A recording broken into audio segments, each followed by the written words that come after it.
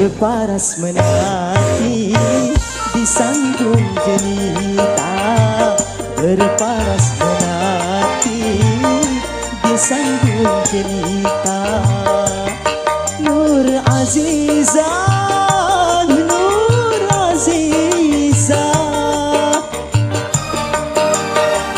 gadis Malaysia memakai kebaya panjang berselendang sutra ungu, hatiku tergoda. Boleh boleh tak boleh wajah adikku pandang, boleh boleh tak boleh aku jatuh cinta.